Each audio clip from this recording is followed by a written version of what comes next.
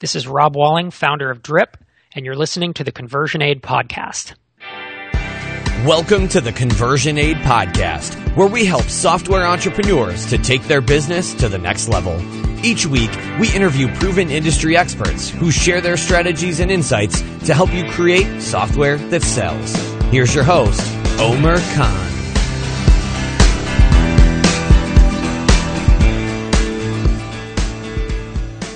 Hey everyone, welcome to the Conversion Aid Podcast. I'm your host, Omer Khan, and this is the podcast for software entrepreneurs and companies who want to grow their business to the next level and create software that sells. Today's interview is with Rob Walling. Rob is the founder of email marketing tool Drip and the owner of SEO keyword tool Hitel. He's also the author of the book Start Small, Stay Small, a developer's guide to launching a startup. And his blog, Software by Rob, is a top 20 startup blog and is read by about 20,000 web entrepreneurs each month. Rob, welcome to the show. Thanks very much for having me. It's my pleasure, Omer. Now, I gave the audience a brief overview of your product and your business. Tell us a little bit more about yourself personally. Who is Rob when he's not working? Well, I've been married for almost 15 years. I have two young boys, 4 and 8 years old, and I live in Central Valley, California, in Fresno. And when I'm not working, I like playing my guitar. We go to the coast a lot and hang out by the beach, and spend a lot of time with my kids, to be honest, teaching them, and love playing games, tabletop games and card games. Right. I've got two kids, a boy and a girl, who are 6 and 9, so they're kind of a similar age. And I don't know about you, but ever since I've had kids, it just feels like the clock is ticking and time seems to pass faster. And you suddenly have this sense of urgency and you want to spend as much time with them as you possibly can. Absolutely. Until they drive you nuts, then yeah. My wife keeps reminding me, like, we only have these few years, and then they're, by the time they turn a certain age, 15 or whatever, they're just not going to want to have anything to do with us for a while. So, like, take advantage of this time while we can. So exactly. All right. Now, we like to kick things off with a success quote to better understand what drives and motivates our guests. What is one of your favorite quotes? I like this quote from Tony Hsieh, the founder of Zappos. And he says, "Don't play games that you don't understand, even if you see other people making money from them." Why is that an important quote for you? I think there's a lot of kind of quote unquote magic that goes on, certainly in the financial world in general and the business world, but specifically in the startup space. There's a lot of people that start apps with the idea that it's going to be sold to Google at some point, or that it's going to have a multi-million-dollar exit, but it's kind of just a wispy, no revenue model, business to consumer idea that needs 100 things to fall into place in order for it to work. And yes, 1 in 10,000 of those actually works, and someone makes money from them. But I don't understand how that works, and I just don't think that it's a viable solution or viable entrepreneurial approach for 99.9% of people who actually want to start a company. Yeah, I like that quote. And I actually met him, Tony Hsieh, on a Alaska Airlines flight coming back to Seattle. And surprisingly, he was sitting in the middle seat in coach. Yeah, I was like, wow.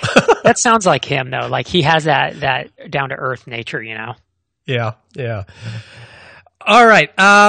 Let's start by giving the listeners a better understanding of Drip. Who are your target customers, and what are the pain points that you're trying to solve for them?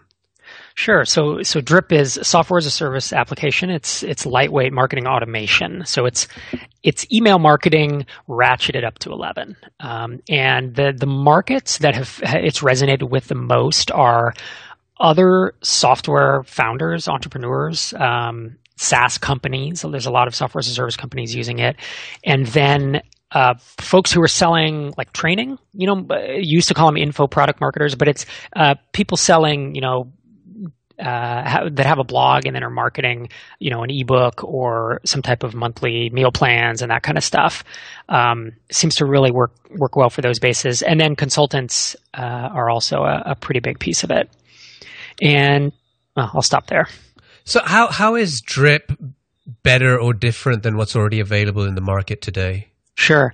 Yeah, email marketing has been around for 15, 20 years now, and it's been pretty stagnant. Like there really haven't been very many dramatic changes recently. And this move into marketing automation is I believe the next wave of email marketing. And so Drip kind of sits on the shoulders of a lot of the email marketing stuff we think about, like MailChimp, Aweber, Constant Contact, and it uses things like tagging, where you have a single big list of subscribers, where an email address equals a person. It's not their email address on 5 different lists in your account. It looks like 5 different people, and you can't reconcile all their actions. Like Drip puts them all in one big bucket. You have a single list for your whole thing, and then you can tag them. You can track events that they do. So if someone visits your pricing page, if someone buys something from you, all that goes in and kind of builds like a profile. It builds activity and shows you things they've done. Then you can use that to segment them out. You can send a one-off email only to people who have visited your pricing page but not become a customer. And you send them a Black Friday, this and that, and you can give them a discount. Or you can send it to all of your customers who have visited your upgrade page but have not upgraded.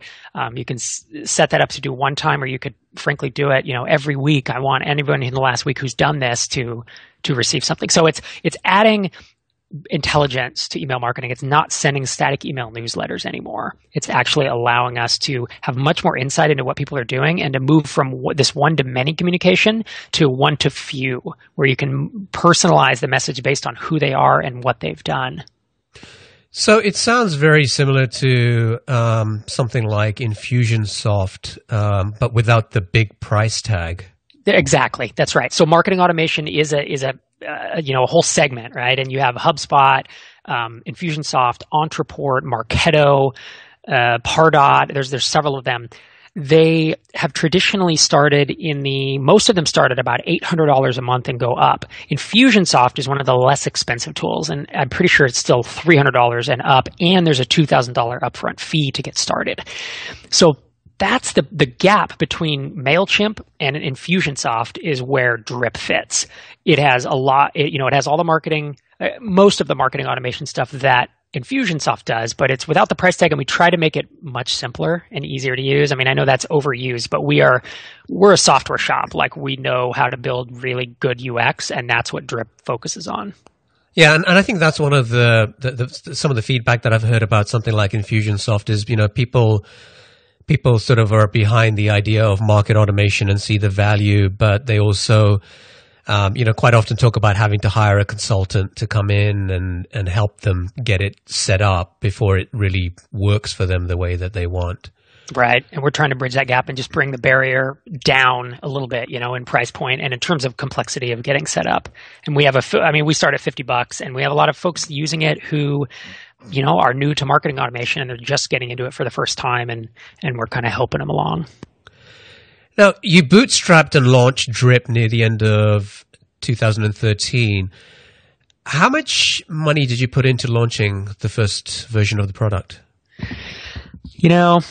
It's hard to say, because my salary comes out of the parent company. Like, my company is called the Numa Group, and it owns a number of things. It owns half of MicroConf, and it owns, which is a conference for self-funded startups, and it owns HitTail, and it owns this other stuff. And I work on all of those things.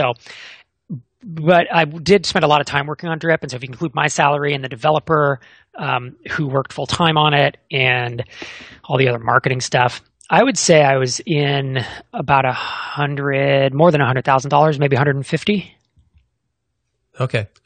Why did you decide to get into this business, into this particular product? Yeah, that's a really good question, actually.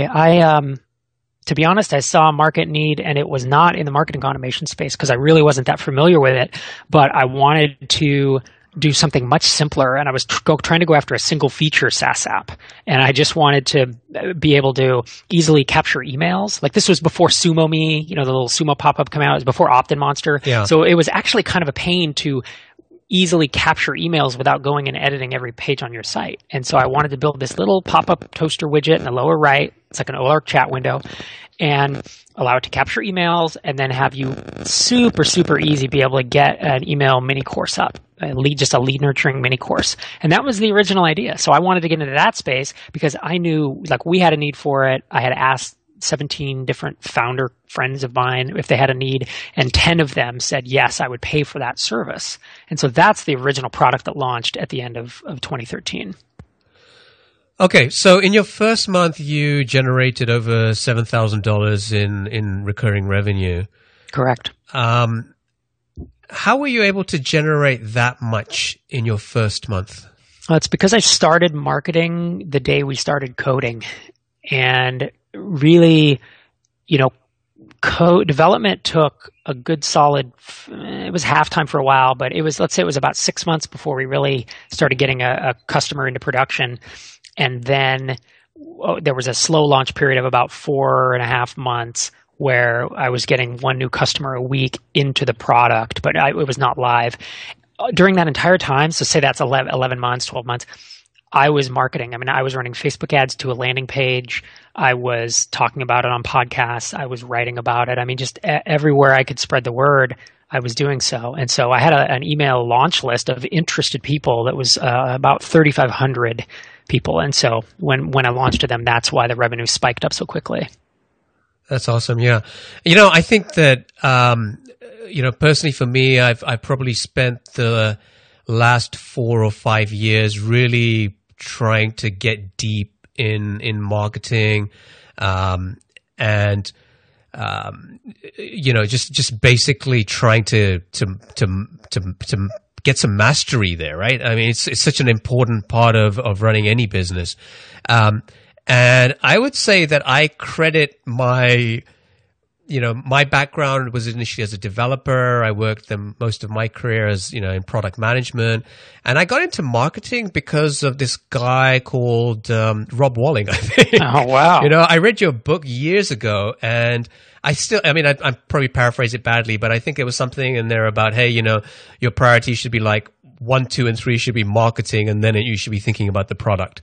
And that one I think was like the first wake-up call for me. So always wanted to thank you for that. So I finally got the chance to do that. Thanks. Wow, I really appreciate that. That means a lot, actually. I mean, that means a lot to hear, when it impacts someone's life like that. That's really cool. All right. So the next few months you generated, pretty decent revenue as well. And I think most entrepreneurs would have been really happy about that. But you realized you started to see a problem. What was that? The problem was that I continued to market. People continued to come in and sign up for Drip, but there was enough churn that there was no growth. And I knew that I couldn't scale the product up from 7,000. Maybe I could pump a bunch of trials into it and get up to 10 or 15, but I knew that it would never scale up to where I wanted it to go. And so the churn issue, the cause of that was it just wasn't solving enough of a pain point, that there was enough overlap with existing tools that there wasn't a compelling enough reason for everyone to stick around, which is really what you need if you're going to get to that point of starting to ratchet up marketing and actually scale a business. So how did you go about figuring that out?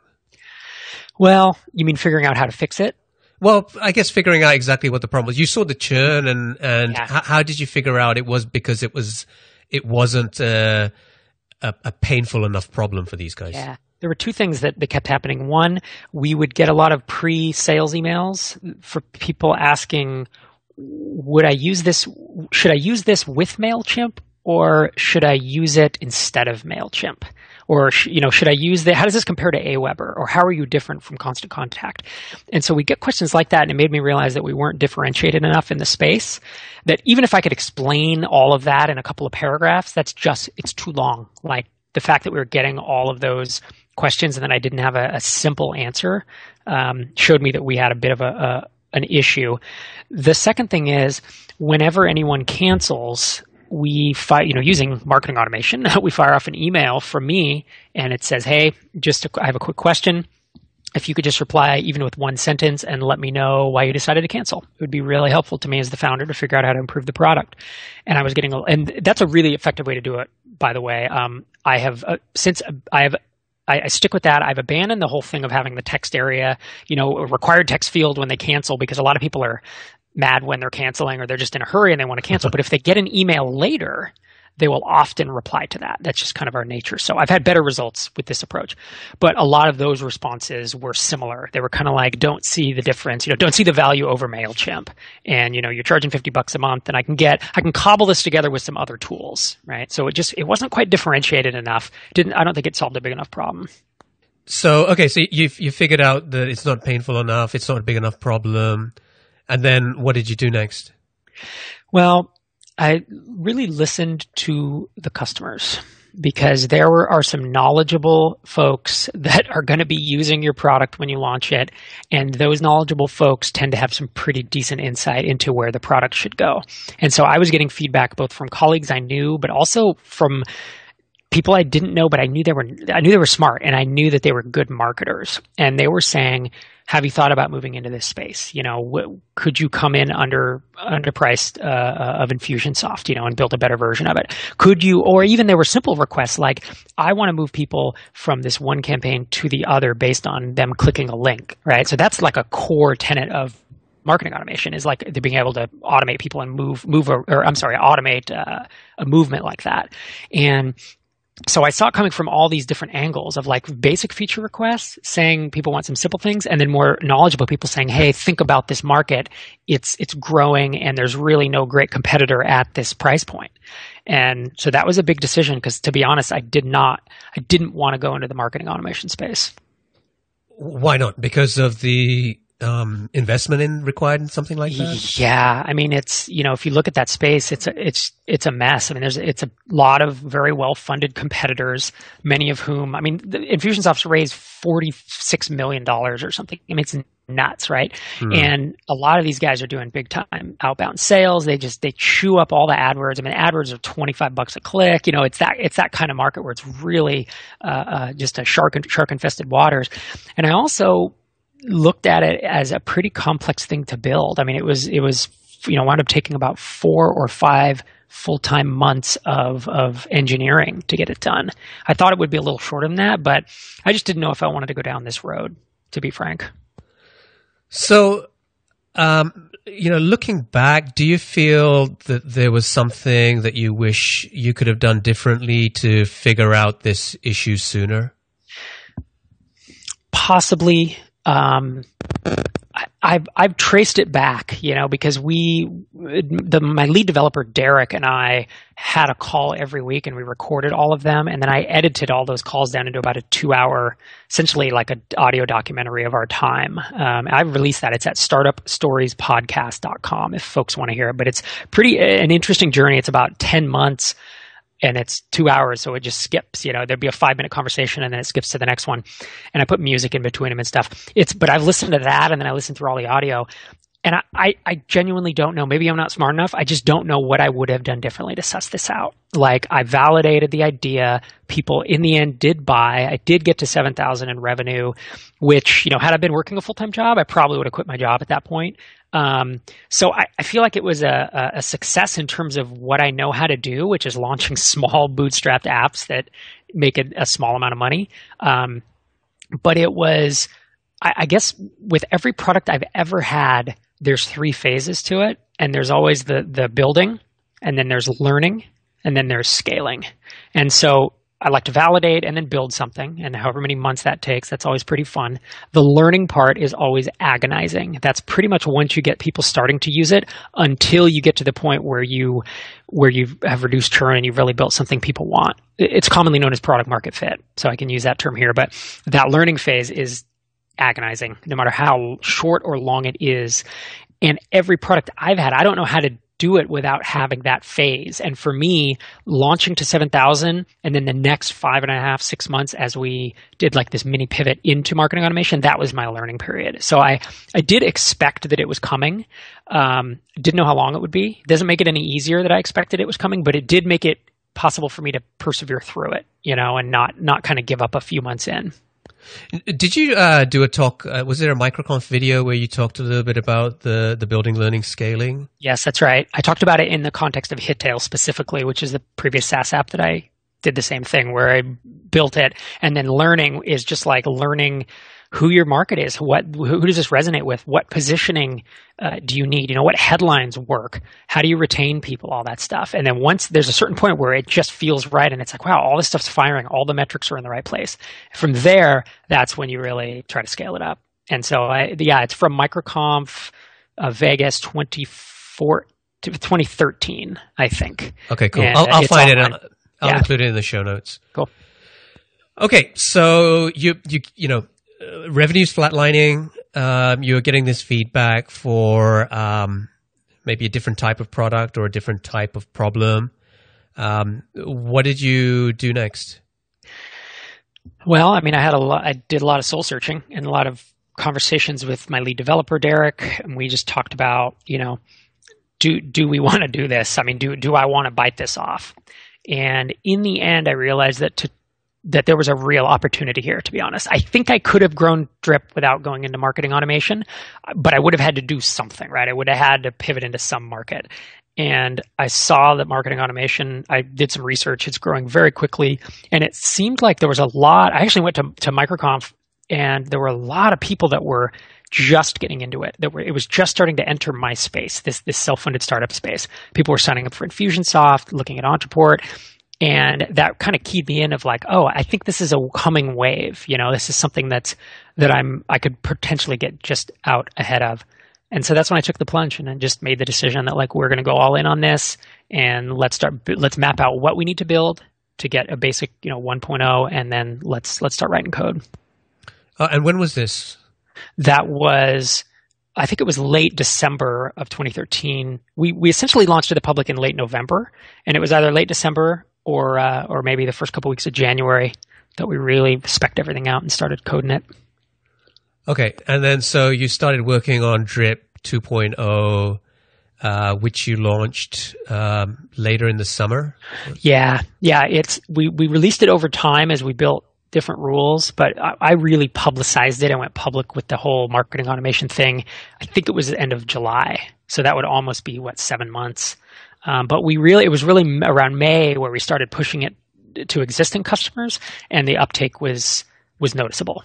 Churn actually started going down. People started getting more value out of it right away, and we got positive feedback instantly. And that was very helpful, right? To have spent this 5 months kind of hacking away at this thing, and then right away to start getting some positive feedback was good for my psyche. Now, you wrote a blog post back in July where you said that, I'm in the midst of the biggest gamble of my career. For folks who haven't read that, what was going through your head at the time? Well, it was a little bit of what I've been talking about so far. I mean, it was like, here I am, a self-funded, mini startup, just two of us really, plus our support guy, and I'm going to enter this market against giants, Infusionsoft and Pardot and Marketo and all these things. And it's frankly the biggest, most competitive market I've ever entered. It's probably the most ambitious project I've ever undertaken in terms of building an app from scratch that's this complex and this large. We run on, I think we now have 10 different servers, running on Amazon EC2. We spend a lot of money on infrastructure. I mean, it's not a traditional, solo founder SaaS app. I mean, this is much more of an actual complex application. And so all that was going through my head, and I was just I was thinking that through, and obviously that creates anxiety in you as you think about it. And so I was putting that on paper, and that's what that blog post was. What was the most challenging time for you over the last year? Well, it would have to be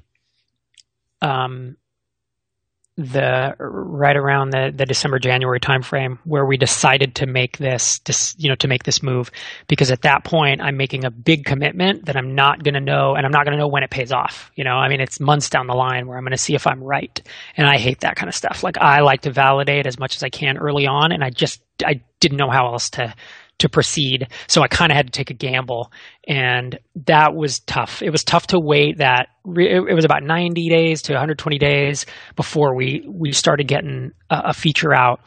And I didn't have much to do because as a marketer, I didn't want to drive traffic because it's all just going to bleed out the bottom of the funnel. So it was kind of like, I did stuff, but I felt like I was sitting on my hands a little bit and just waiting to see if it worked. So those were tough days. Okay, so you launched in July. Early feedback was good, and then what happened? Things took off like a rocket. Wow. And yeah, it was noticeable. I mean, I think it started growing by $2,000 and $3,000 a month of recurring revenue every month since then.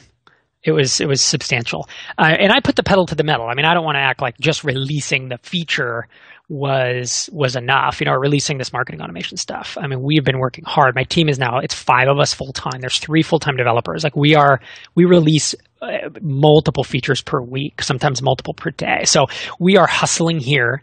It's not like it was done in July. And then I was behind the scenes for most of that 7 months. I was preparing tons of marketing stuff, email sequences and blog posts and getting content set up and getting my ads, set up and retargeting. I mean, just all this stuff. So when it came time to do that, I just let the crossbow, I had pulled back on the crossbow for months and I just let it go.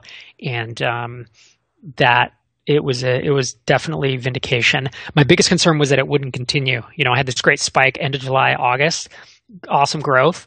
But then I was like, is this sustainable? Because that's the real challenge, right? It's easy to do some big launch and get a bunch of trials in, but can you reliably bring new trials in and continue to convert them and not have churn spike through the roof?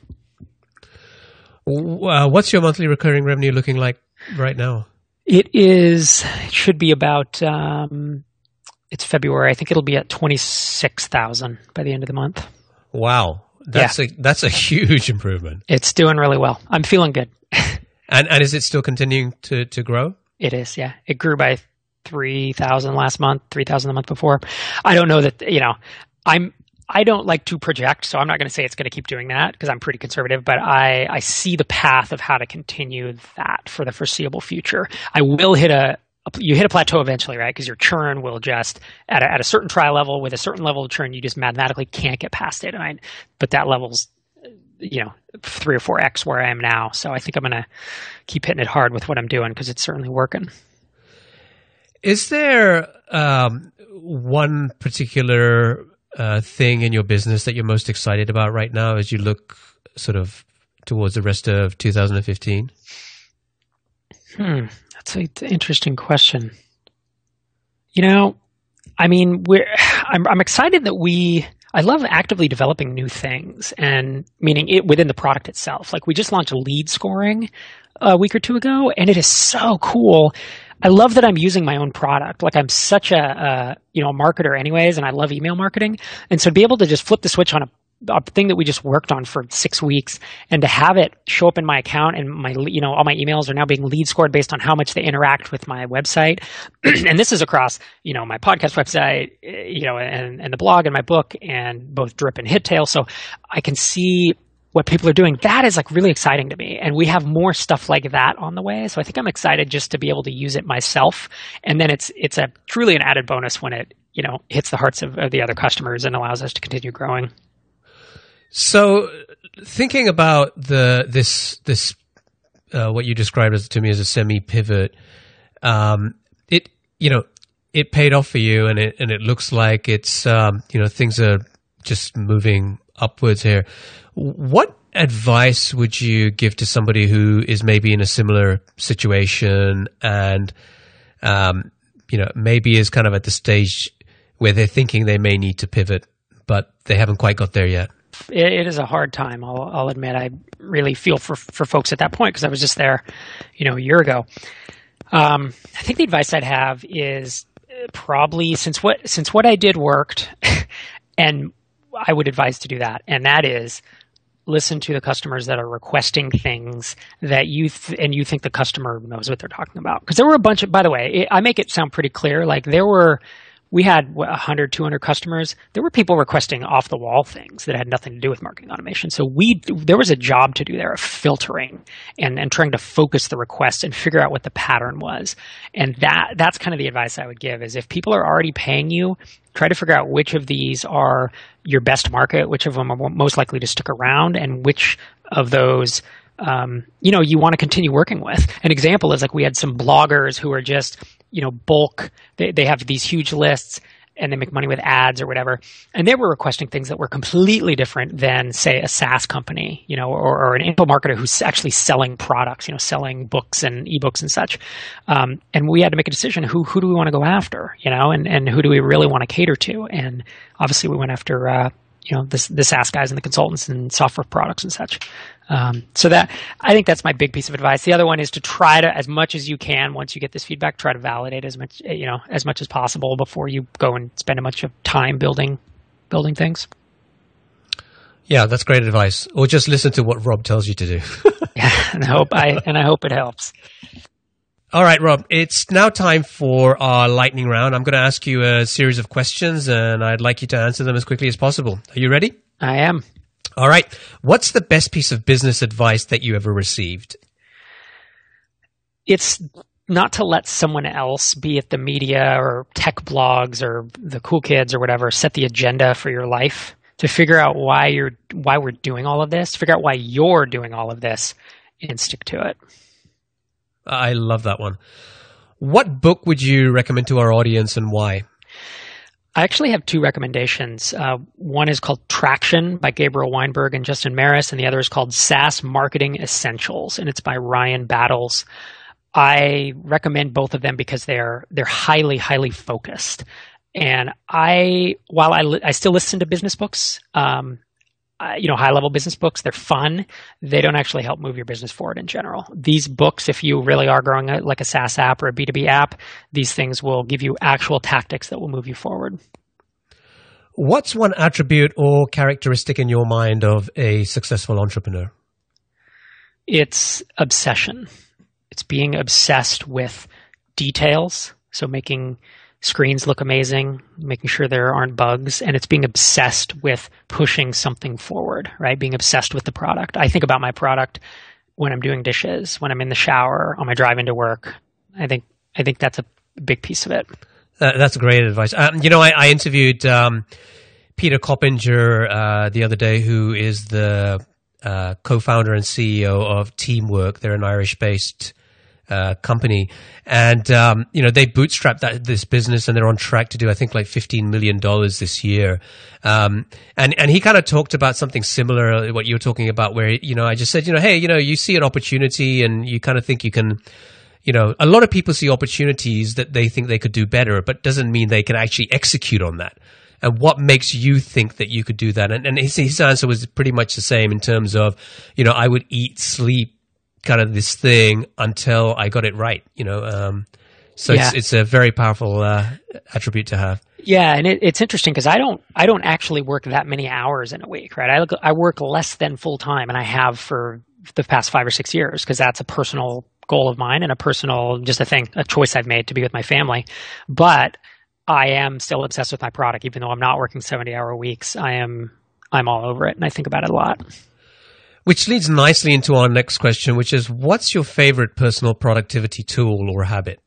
The one that I pull out the most when I find that I'm not being productive or I'm procrastinating is I take a measured dose of coffee or cappuccino, and then I loop a single song over and over and over and loop it, and it gets me into the zone. And I can lose hours and hours and just fall into total work mode when I do that.